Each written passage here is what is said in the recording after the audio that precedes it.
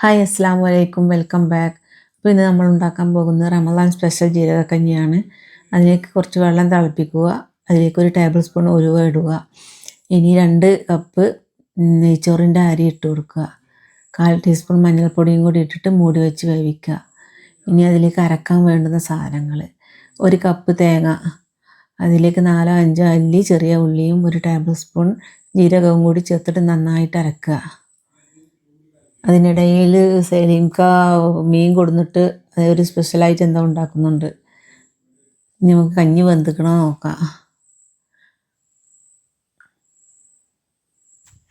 ഇപ്പോൾ കഞ്ഞിയൊക്കെ നന്നായിട്ട് വെന്തിട്ടുണ്ട്. ഇനി നമുക്ക് അതിലേക്ക് അരപ്പ് ചേർത്ത് കൊടുക്കാം.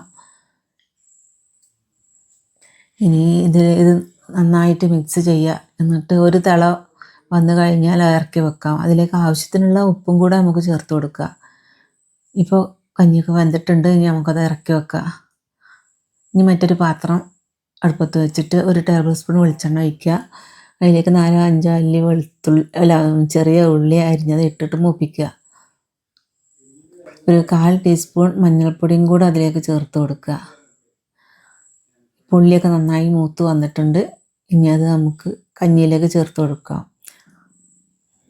ഇപ്പോൾ റമദാൻ സ്പെഷ്യൽ ജീരകക്കഞ്ഞി റെഡി ആയിട്ടുണ്ട്.